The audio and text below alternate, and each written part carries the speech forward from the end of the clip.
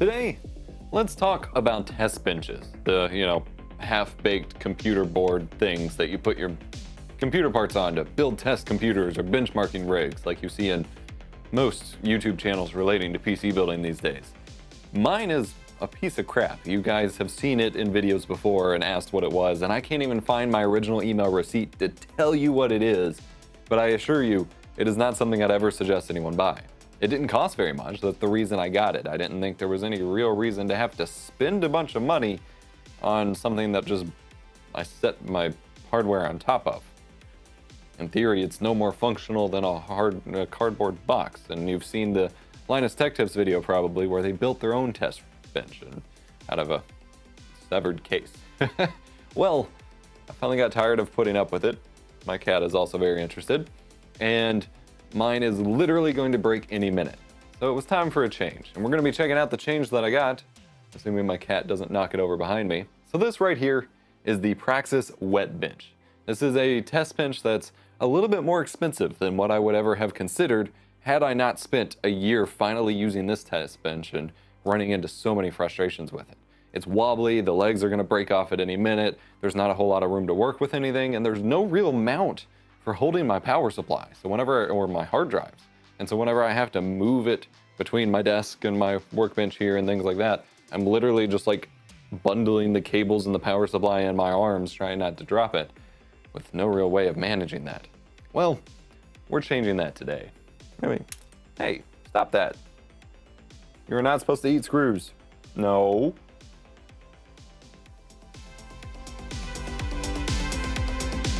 Trying to eat screws. Stop that. Really? Hey, these are not for you, dummy. Throw my stuff on the floor. Can you believe her? Yeah, they're gone now. What are you gonna do? No, don't come back over here for them.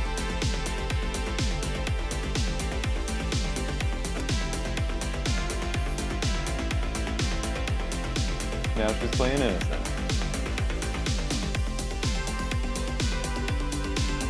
We know what you did.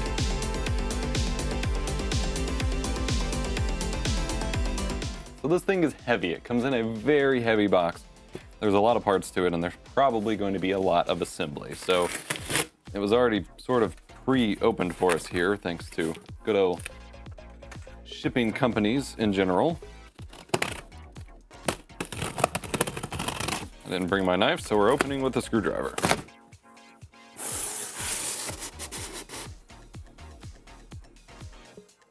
Say hello to your wet bench. Look at this fan. Oh, it comes with candy too. Look at this overkill.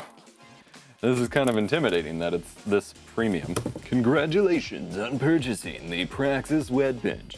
After years of development, we're proud to introduce a test bench that you deserve. I hope so. All right, well, there's an entire assembly manual. I maybe should not have started this tonight. I just wanted it done. Oh my God. This is intimidating. All right. We've got a panel with some other panels. Lots of foam that I need to keep away from the cat. Cardboard that the cats will love. Oh damn. That's clearly a triple radiator mount. Clearly a triple radiator mount thing.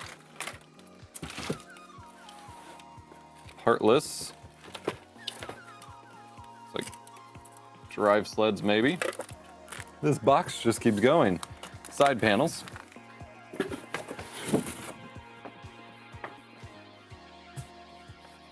A main panel of some sort. It's all made of nice metal. Very high quality feeling so far. And that's the bottom of the box. Dear Jeebus.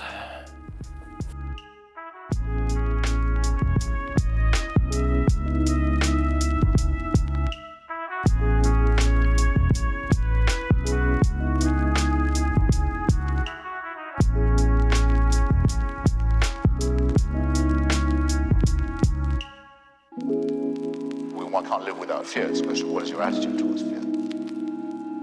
I didn't pick this fight, but now I'm in it. I'd like to give it my best shot.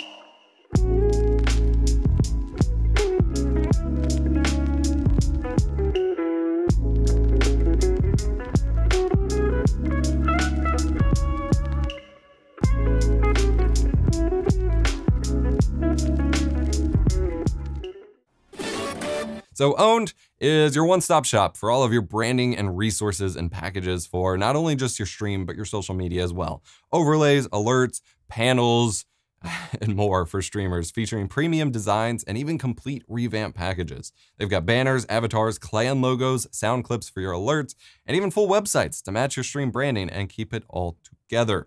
Find stream designs with the "wow, where did you get that" effect on Owned. And they're even compatible with Twitch Studio, which just went into public beta. Video on that soon if it's not up already.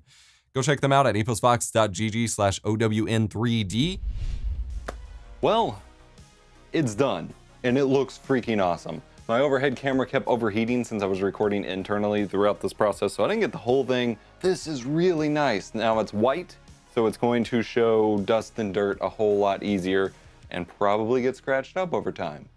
But for now, it looks freaking gorgeous. There's so much space to actually put stuff. Everything's gonna be permanently mounted to it, so I can just motherboard swap. I can keep a dedicated up to a 360mm AIO on here if I wanted. Obviously, it's meant for like custom water cooling, but that's not what I'm gonna use it for. Everything is just so nice and rugged, and I can have handles to pick it up. It takes up more space, so fitting it on my desk over there for benchmarking and stuff is gonna be a problem. But up here and stuff, it's gonna be great. And it's gonna be great for helping me get B-roll too, because I can easily take it up and downstairs. And it's angled like this, which means it's gonna be a lot easier to get shots of the processor and the motherboard. It's now like 3 a.m. I didn't mean to stay up this late, but it took a little while. The worst part, most of it was fine, especially following the directions, but the worst part was these motherboard standoffs. I have to take this really long screw it through the actual standoff, and then put a little nut on top of that. And it was really difficult to actually screw it through. Like, my hands are torn to shreds. I eventually figured out I could rig my drill to it and just drilled them in. But, that was by far the worst possible part. But overall, it is gorgeous. It is awesome. I'm gonna, tomorrow morning, go ahead and throw the build on here and get some final thoughts. But, yeah. So just a couple quick final thoughts here. I've been using it for over a month now, and I'm really enjoying this test bench. No major complaints. Some of you might notice I was complaining on Twitter. The manual shows you adding the nuts on top of these standoffs on the motherboard tray, just back to back. And in doing so, your motherboard sits too high and the PCIe brackets don't actually work. By taking those back off and just putting the motherboard directly on the standoffs and then using those nuts to secure it there, works a lot better. I also ran into an issue with the power button didn't come with the right pinout, and none of it made any sense. Like, it didn't fit where they wanted the pinout to go. And I even contacted a couple people who already had these, and theirs didn't come this way, and they don't understand what was going on there. So I got the wrong power button or something. I ordered a couple from Amazon, and none of them really did what I wanted.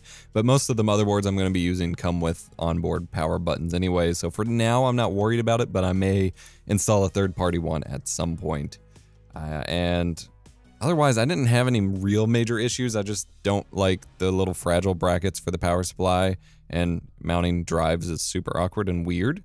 But as a, on the whole, it's doing exactly what I wanted, and I got nothing major to complain about, really. I also took a couple hours to hot glue a big set of Rgb strips to the case just to give it a little bit more flair, and now it looks really cool. So there's that. Thanks for watching this video, guys. I just wanted to show you, what I was upgrading to. I've talked and complained about my test bench a whole lot, and people have asked questions, so just wanted to do something different for a little weekend project. I have this little playlist of weekend projects I do. This is one of them. If you enjoyed the video, hit the thumbs up button, subscribe for more tech education. Go check us out on Flowplane, where you can get early access to content, behind the scenes stuff, things like that. I'm EposVox, here to make tech easier and more fun. I'll see you next time.